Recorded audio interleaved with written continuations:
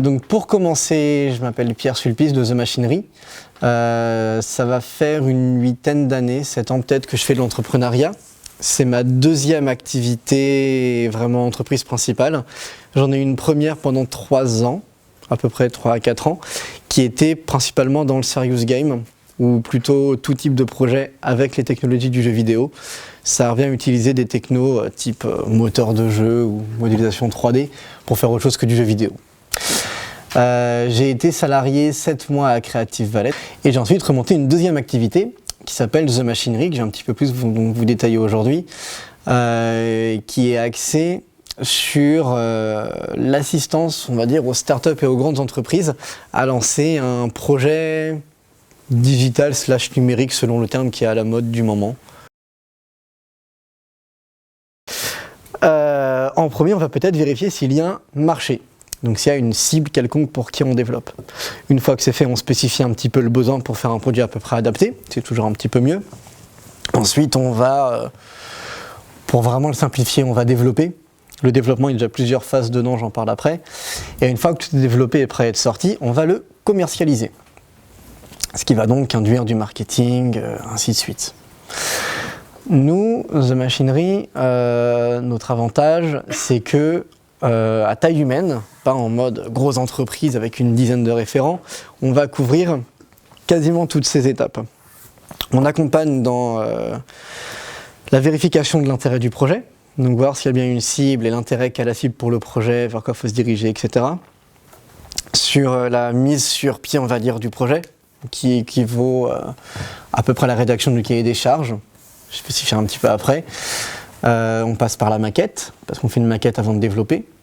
Parce qu'une maquette, c'est beaucoup moins cher. Quand on veut changer en développement, c'est beaucoup plus cher. Donc la société, donc The Machinery, c'était 4 grands piliers pour réénumérer ça.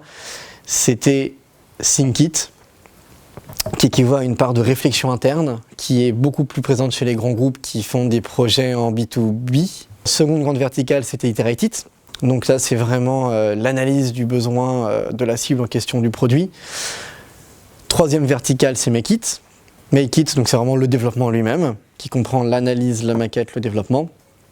Et dernière verticale, mais donc qu'on a abandonné, c'était ShareIt. Donc ShareIt, cette fois, c'est vraiment le partage par achat média, AdWords, référencement naturel ou autre notion du genre. Une fois qu'on est d'accord, le client et moi, on arrive sur la maquette, donc sur l'UX en général. Donc d'abord, on jette les éléments du site content, qui me servira de liste de référence pour voir si j'ai tous les éléments qu'on passera dessus avec le client. Zoning, charte graphique, wireframe, on l'habille, on le présente, etc. Sur demande, maquette interactive. On peut le faire prétester à ses clients comme ça à lui. C'est moins cher de toucher à la maquette que de toucher le développement, une fois encore. Quand la maquette est validée, on développe. Et après, on développe un peu classique en sprint. On va développer des sprints de 1, 2, 3 semaines. Toutes les 1, 2 ou 3 semaines, on montre où on en est au client.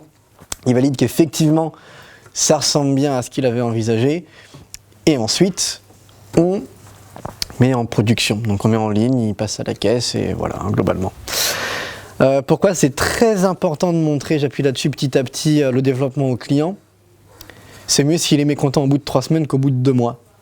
Ça peut être beaucoup plus dur à changer au bout de 2 mois, beaucoup plus long, beaucoup plus cher. Donc il faut mieux avoir les petits moments de pression rapidement qu'à la fin. Donc on est toujours très communicant avec le client au maximum. Une fois que ça c'est fait, bah voilà, après on fait de la maintenance sous nom, donc on fait l'hébergement du site.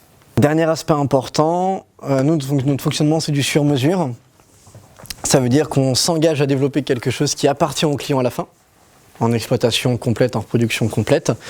On ne garde pas de droit dessus, sauf le droit de reproduction d'une partie du code, parce qu'une connexion, c'est une connexion, on ne va pas la réinventer à chaque fois, c'est pas possible. Donc on a le droit de ça. Et on s'engage à développer dans des technologies qui sont possibles à reprendre par le client final.